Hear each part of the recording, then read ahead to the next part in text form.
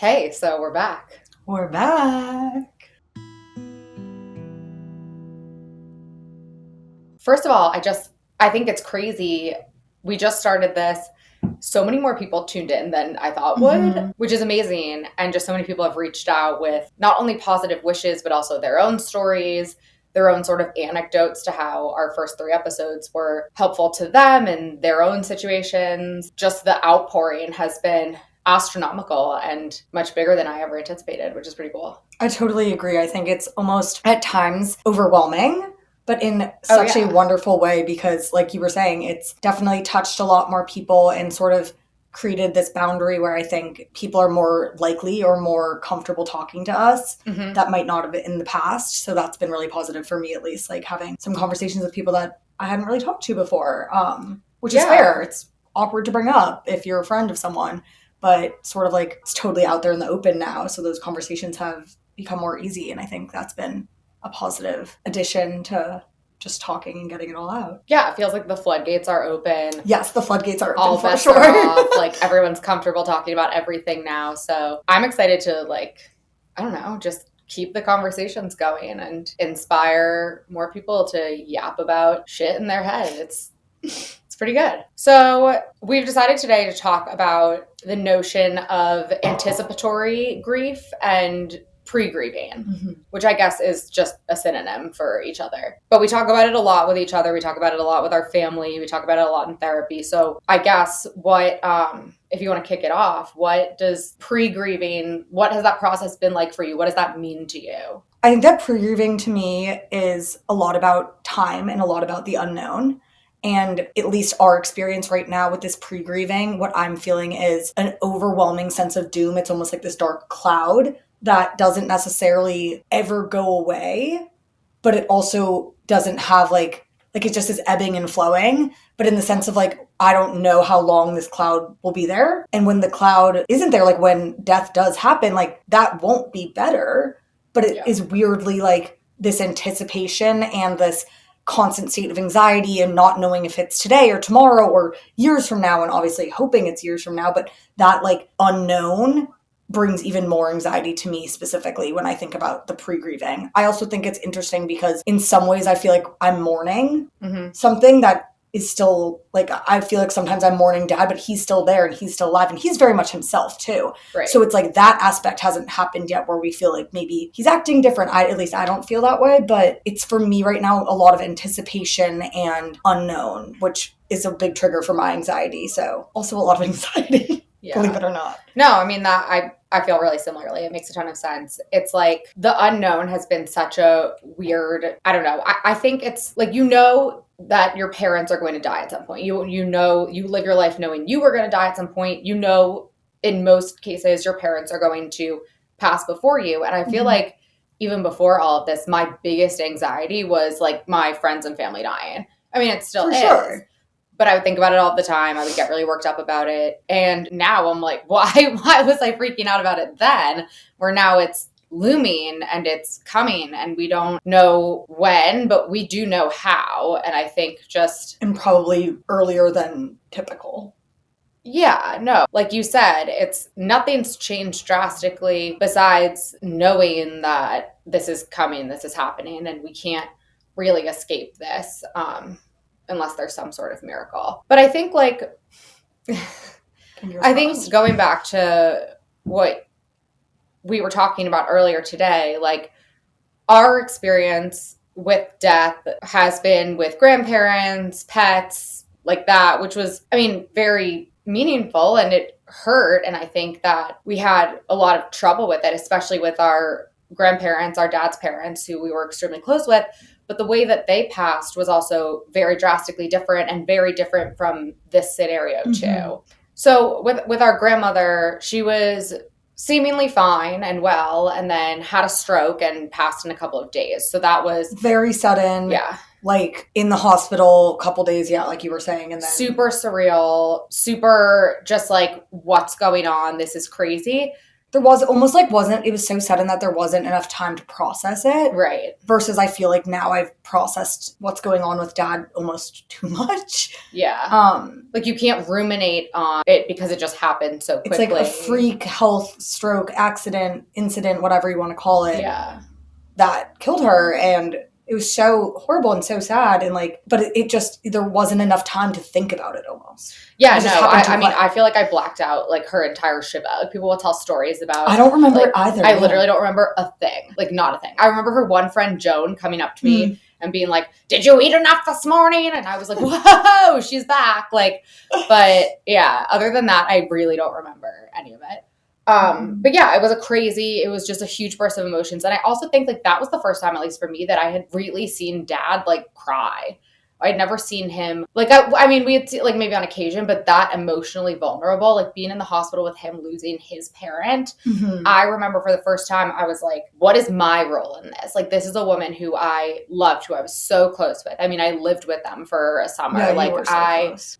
It was such a big loss for me, but I see my dad losing his mom, and I was just like, it just added to sort of the what's going on. This feels like not a real universe. This is so just sudden and just like raw burst of crazy emotions, where I feel like, I mean, this process is obviously so different, but it is so different. But it's just interesting what you were saying about seeing dad in that vulnerable state and how that pulled on your heartstrings, because I feel the same way. Like, I obviously was grieving the loss of my grandparent and my grandmother, who we loved so much, and she was such a crazy, amazing force.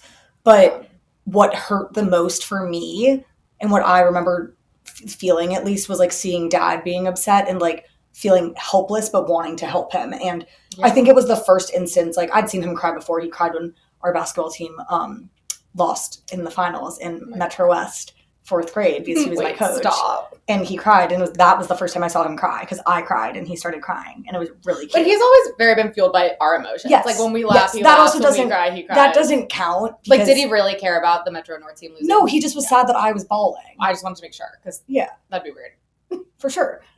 But I just remember that's like the first time. But this was like the first time I saw him in pain and sad. Yeah. And I was like, oh my gosh, like you are not just my dad who's perfect and fixes everything. Like, you are a real human being with emotions. And granted, that realization that your parents are real people comes with time. And that's something I've actually discussed a lot with my friends recently. I think graduating college and getting a job and being in the real world, whatever people call it, like has shined that light for a lot of us in different ways. And it's shattering. It's really weird. It feels like you're losing your innocence, your own childhood in some ways, to be selfish. But like, it is so interesting. And I think I'm tangenting, I'm sorry.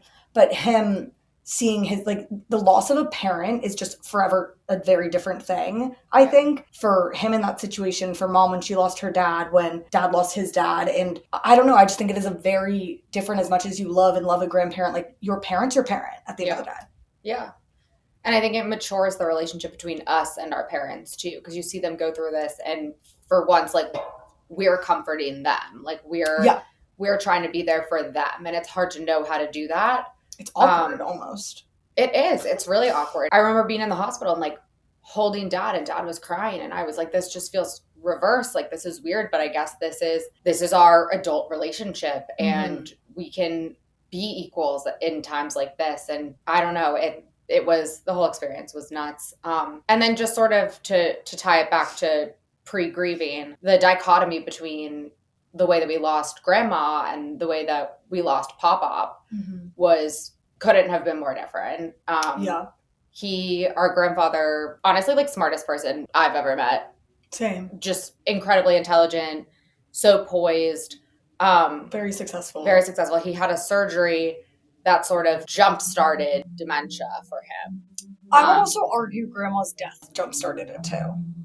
But it all sort of happened right around the same time. I think it was an accumulation of things. I don't know, but I actually think you're exactly right. Impacted it a bit. I remember I remember being in the hospital while grandma was dying, and Pop-Pop was like saying, like, he already was sounding really off. And I was like, oh, maybe he's just going through it, but he never really bounced back from that. Yeah, which is reasonable. He lost love of his life suddenly. Yeah, I know the whole thing was crazy. But anyway, with him and his dementia, I think it really took a toll on Dad specifically. He didn't want to admit that he was getting more sick, and he didn't want to admit that, okay, he probably can't live on his own. I think we need to move him into a facility or have around the clock care. And that was so hard. Like, I mean, when we moved Pop from his house to a care center, like Mom and I packed up their condo and moved him because it was too hard for Dad. I think it was so hard for Dad because he knew Pop-Up didn't want to do it. Of course. And he was vocalizing that to his son because they have had and continue to have such an amazing relationship. But like, I can't imagine hearing your father be like, I don't want to do this at all. Why am I going to do this? And it's the best thing for them. Yeah. And just dementia in itself is such a devastating disease. And watching your loved one go through that and like try to not lose it, but not understand maybe what's always going on. And like the progression being so quick too. It's just so devastating. Well, you try to protect them, and you try to, like, in your head, you try to think that it's not happening. So then when they do something that maybe is a little off, I think it's easier to be like, oh no, he always used to do that. And I feel like I'm anticipating us at some point also doing that with Dad, which is hard too, because it's 100%. So similar to the way that we saw him go through it with his dad. But anyway, I think, like, just to tie it again back to the anticipatory grief, like with Pop-Up, he was just declining. When he did pass, it was awful and terrible, but I really felt like we had been mourning him, the guy we knew, for such a much longer time. So it still hit, like it still sort of ripped out our hearts. Yes. But not in such a different way. It wasn't shocking. Right. It was unbelievable and it was sad, but it wasn't like that. It was we knew it was coming for so long. Yes, it was a different feeling than we felt with Grandma. And I also think, well, Papa passed away during like the beginning heart of COVID, so we couldn't say goodbye in person. Yeah. And I think if we had not had this anticipatory grieving before, and like you were saying, sort of making peace, like every time I said bye to him when we'd see him, like I'd give him a big hug and a kiss and not say goodbye, but I'd like, I'd remember it. Yes. You wouldn't know. And I think that not being able to say goodbye to him broke my heart. Yeah. But we had been saying goodbye for a couple of years in a different way. Versus like if we weren't holding Grandma's hand in person, like that would have been different. Never would have felt closure. And it's not saying one is better than the other. There's not any way you can say a sudden death is easier than grieving a death for years. I don't think it is. It's just different. And there's aspects that are similar and hurt the same. And then there's ways that hurt or that are completely different. And it's interesting to experience both and just like feel differently. I don't know, that doesn't sound very smart, but no, but I mean that's exactly right. And I think a lot of people have been on both sides of the coin, unfortunately, and it's like you said, neither one's better, neither one's worse. It's different. It's a different way of processing, a different way to sort of wrap your head around your emotions. And then again, like grandparents versus parents, like it's bigger. I don't know, like it's just a whole different skill set that we're learning how to deal with and cope with. Totally. Okay, so I feel like you defined pre-grief, pre-grieving, anticipatory grief, whatever we're calling it, at the beginning of this, just to give ourselves and our listeners a formal definition. As much as I'm always right, it might be nice to get some professionals in here. This is the AI overview. So anticipatory grief is a feeling of loss or grief that occurs before the actual loss. It can be experienced by people who are facing their own death or the death of a loved one. Why do I feel like I'm reading why is this night different from all other nights?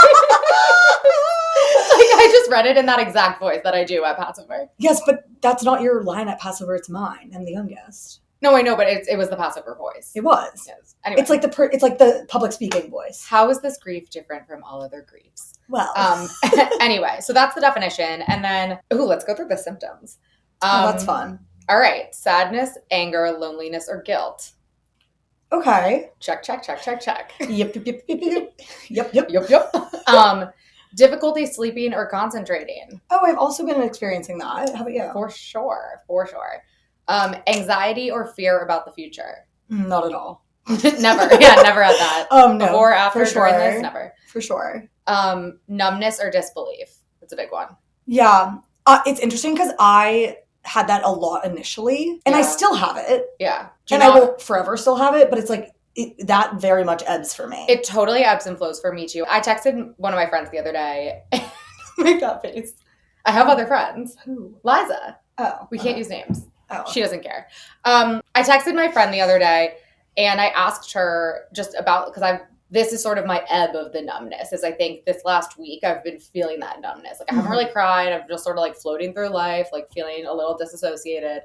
And I texted her and I was like, can you let me know if I start to lose my sparkle? Because that's really cute. Well, I wanted to be aware. Because, I mean, it's hard, and not that knowing that I'm not as sparkly is going to like help me then be sparkly again. But I think no, but it might, because I feel like whenever I lose mine, I don't know until after and when I start to get it back. I told her, I was like, I want to know so I can not fall deeper into that. Like, I want to know the second that you think that I'm not. What did she say? She actually said, it was very sweet. She was like, I have not noticed that. I think you're doing great.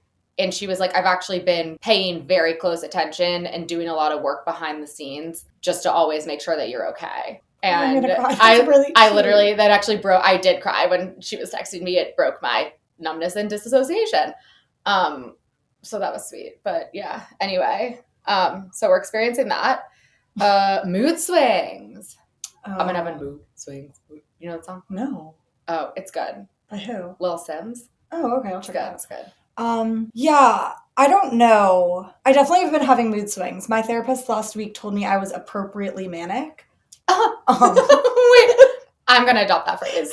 Because I was talking a mile a minute. Appropriately manic. Granted, I skipped the week before because I forgot, and I have been this week specifically, a little more on my like hyper aspects. Oh, yeah. So I looked at her during the session. I was like, after speaking a mile a minute, and I go, do you think I'm being really manic right now? I feel like I'm being really manic right now. And she said, you know what, Haley, I think you're being appropriately manic. I'm obsessed with that. I'm obsessed with appropriate mania. That is wonderful. Yeah. Okay, so mood swings checked. For sure. Keep going. Shock. I thought you just said shots. Shots. Have you been taking shots? That's one of the symptoms. No. Shock. Yeah, I mean, I think shock goes hand in hand with numbness, in my opinion, but yeah. Yeah, me too. I think it's the same stage. All right, AI. I have notes for you. Withdrawal from others. Yes and no.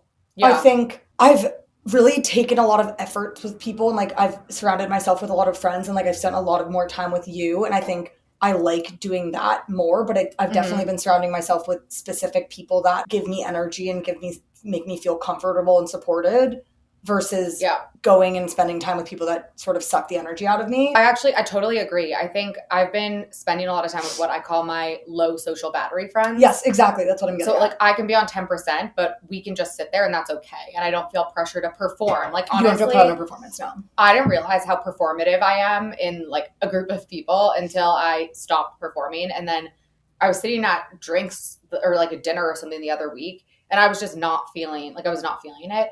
And I was like, oh my gosh, this conversation is dull. Like this is like without my sparkle, without my performance. No, I mean, and that's dramatic, but I think I've been doing the same thing. One of the things that I was talking to my therapist about was just like, I'm doing things, I'm going out, I'm seeing friends, but I don't want to do them. And I really miss wanting to do stuff. And I want to do some stuff, but just, I feel like I used to be like going out every night. Like I always had plans. I always had dinner, always had drinks. And yeah, I think that it's also part of growing up and getting older and just needing to have more time for yourself. But I do miss like getting really excited about plans. So that makes sense. I should have a follow-up question. Yeah. I know you don't feel excited before you go. Do you have fun in the moment? Totally. Yes. So and I think back to anticipatory things, but it's like the anticipation of going out and probably not to put words in your mouth, but like some anxiety around that. I'm sure some of it's anxiety, and I think some of it is also just like a depressive mood of me just not like I would rather just sit on my couch, and that's sad. That's never been me. But it is me right now, and I'm trying to like know when to push myself or when to sort of give myself grace and be like, all right, Emma, like you can spend Sunday on your couch. Like, yes, you did a good job, and you're a little hungover. I do think that is so important, the balance of it all. And it's sort of like what mom and dad have always said to us, like everything in moderation. Yep. And it is literally the best advice I've ever heard because it is so applicable to every part of life.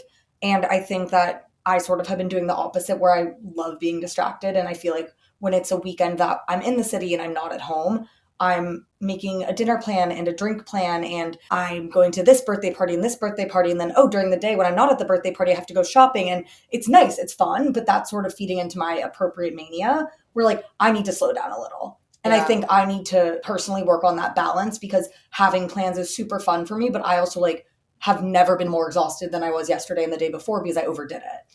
Well, it feels a little avoidant. Like it's the most avoidant. I'm home and I'm dealing with it, and then I'm here and I like am completely shutting it off, not talking about it, and that's not healthy. But like, I know healthy? I don't know. Like, exactly. I think that's the whole like we don't have the answers to this. That's why I sort of, for myself at least, just try to take it day by day, and I just see how I'm feeling. The last one, this is a big one: preoccupation with replaying scenarios in your head. You want to take that first? I mean, not really. I just sort of like I play out like how this is going to go all the time, and I think about the end, and I think about funeral service, and it sucks, and it sucks. We've never talked about that. We've never talked about this. I don't even know if I want to right now. I don't really either, but I definitely think it's interesting because I will have those like visions and thoughts, but they're like the way that it happens for me are they're just very specific. Like it's like it'll be like the outfit I'm wearing. Honestly, same. Or like a speech. Yeah. No, but same. It's not like it's like that's a exactly smell how I think or about like it. It's like very sensory. No, like but I don't know where I am, but it's like wooden. Like I'm in wood. It is wooden. Okay, weird. I think it's a little too dark for me weird. Today. It is. We don't really want to do it, but we could talk about this another day, another episode. Yeah. It's a big one. We've also never talked about it, so maybe we need to do it offline first. Yeah. Off air. No, it's the replaying scenarios. It's the wicked dreams. But it's scary, and I think like it's the before bed mind racing. Yeah, that's always Yeah. So I think it's safe to say, based on the symptoms presented by AI, we check. Yeah, no, we are absolutely. I mean, before reading that, I could tell you that we are pre-grieving. Add that to the list of diagnoses.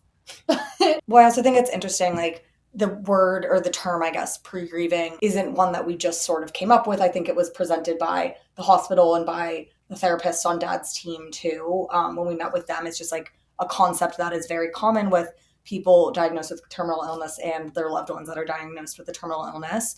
And it's really interesting because I just want to share something that, just because I guess this is a topic we've talked about with Dad, with Mom, with Lucy, with our whole family, with our friends, like this idea of that awkward in between of I'm grieving, but like he's still alive, but I'm anticipatorily grieving, but I'm also grieving this time right now, and yada yada. The therapist for Mom and Dad basically had this idea of gratitude and guilt, and more so thinking about having gratitude over guilt, and how when you're grieving and going through this concept of pre-grieving, you feel sometimes these feelings of guilt or anger or a million of symptoms that Emma just was spelling out.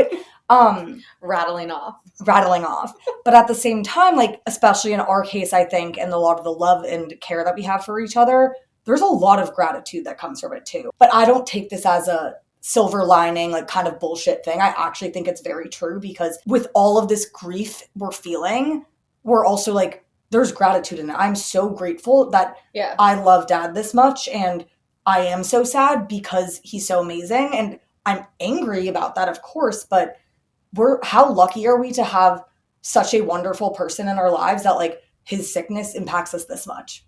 I think I hold on to that all the time, and that's sort of what keeps me going. I think it's like everything I'm feeling so deeply and so fiercely is because we love so much, and he's loved us so much, and like that is hard, but I would never wish it another way. Like, yeah, I wish this process was easier, but to trade an easier or different process for less of an amazing relationship, like no way. So yeah, I mean, like you said, we've talked about this with the family social worker.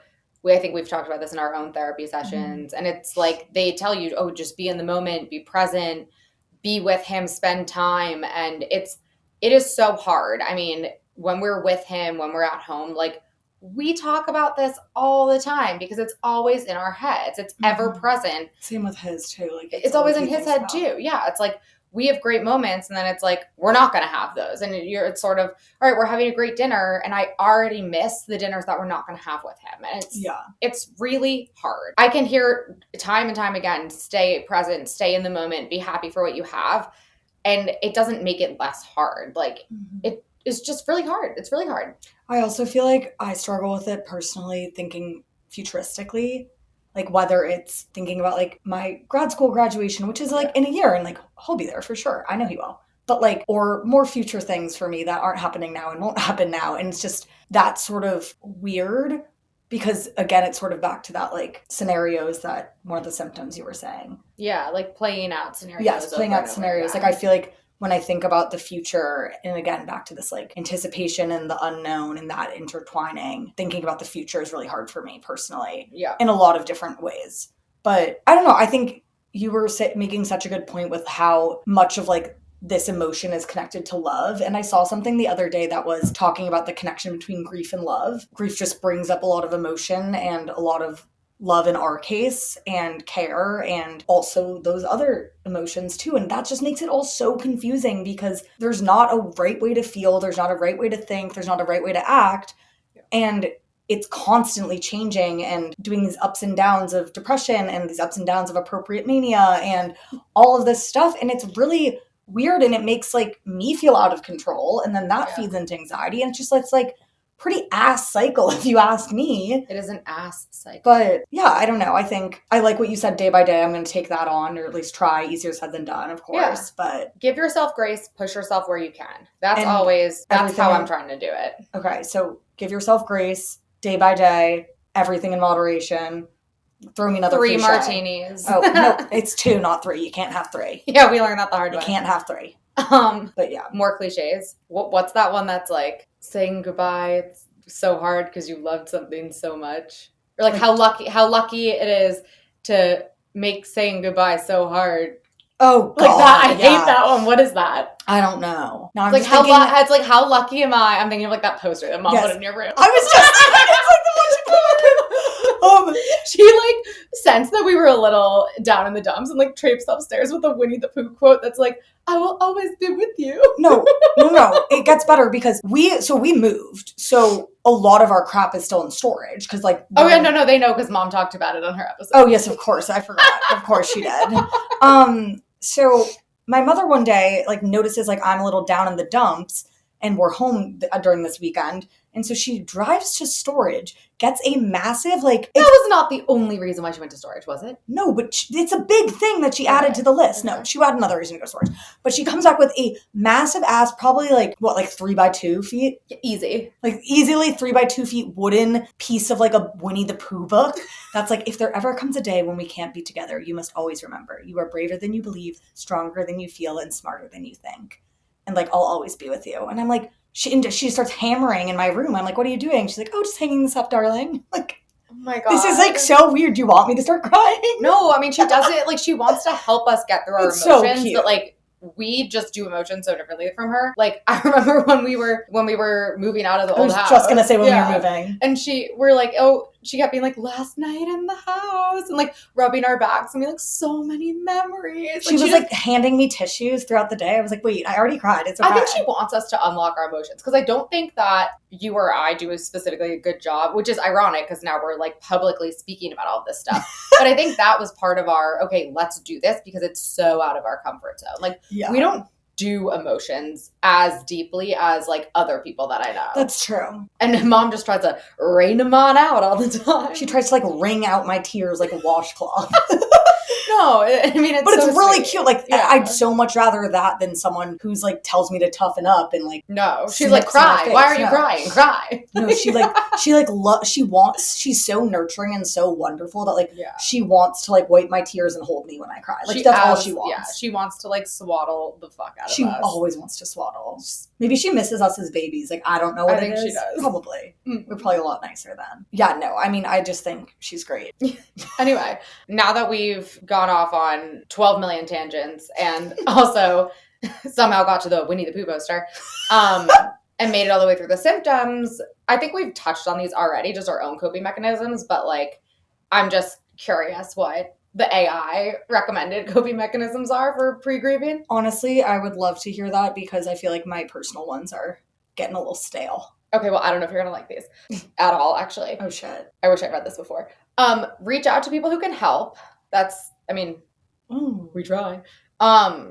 Consider counseling with a therapist, minister, priest, or rabbi. Okay, well, let's get all four. Let's get all four and interview them on a panel on the next podcast episode.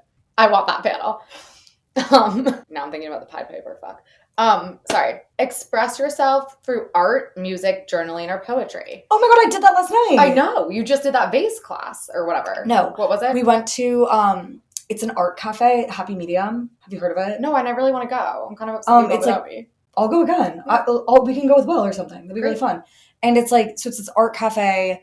I thought they'd serve wine, but they didn't. And I think that makes sense because I think everyone's project would be a little bad. But you can watercolor. One of my roommates watercolored. You can do pottery, which is what I did. I painted a vase or a vase. What are they called? Either way, it was stunning. It was so cute, little flowers on it. Oh, it's in the kiln right now. We'll see. There's like mugs. There's bowls. Wait, pottery doesn't always make it through the kiln. Are you worried? No, because I did ceramics 1 and 2 in high school, so I think I'm fine. 1 and 2? Yes. I got like a B in 2 though. It's really embarrassing. It's quite hard. But yeah, like that was something that I don't usually do, and my friend suggested it, and it was like such a lovely Sunday activity, and like we treat ourselves to a dinner too, and I think that's something now I want to do a little bit more of. I think I might get into collaging because I think that I can't draw, and I feel like we could collaging is like a good way, or doing air clay. What's air clay? Oh, it's model magic. Yeah, that's fun, but I like collaging more. I think it's a little more adult than air clay. Air clay is like fidgety, like ADHD. I think collaging is like, so like you could hang that shit up. Let's collage together. I love that. I die for like a hodgepodge glue. Yes, they smell so good. I feel like you're not supposed to smell it though. I put them all over my fingers and peel off. Yes. It's so good. Okay, so let's do a craft night because just because we're not like traditionally artistic doesn't mean that we can't collage. Yeah. Everyone can do that. And my friends have been really advertising or influencing me to do it, and maybe that's their way of sort of making sure my sparkle doesn't diminish, but you're like, get out the hodgepodge, she's sparkling less. Like, hey, I feel like you would really like collaging. Like, okay. But no, I think Sounds premeditated. I think it would be a good thing for us to try because I actually really had a lovely experience doing that. What better way to deal with your appropriate mania? Yes. Than to like collage and be like, here. Okay, so that's a good one. Talk about your feelings. Okay, that's idiotic. Well, we're doing that. I know, but like no shit. Address legal, financial, and funeral issues. That's okay. Yeah. Well, it's great, but yeah. Okay. Discuss future plans. Okay. I don't think we like do, and I know our situation's so fluid and up in the air, but like I want to like book a trip and have something to look forward to. The only things that I look forward to, honestly, right now is like, okay, I know when we're going back to Boston, and I know when we're going to see mom and dad again, and that's like I look forward to that. So maybe that is the future plan. But that's also like I have like all of February booked, and it's making me feel a lot better. Okay, well, it's going home, going to Florida, going skiing, and then like I want to book spring break too with like you and mom and dad and Lucy if she can come and like do something. And I think those like positive things to anticipate sort of like takes away the bad anticipation feelings too. Okay, well that's a good one. Last but not least, identify and address any concerns before the loss. I mean, like I'm concerned that he's gonna die. I'm concerned that there will be a loss. Like that's concerning. But I think that's again our gratitude aspect.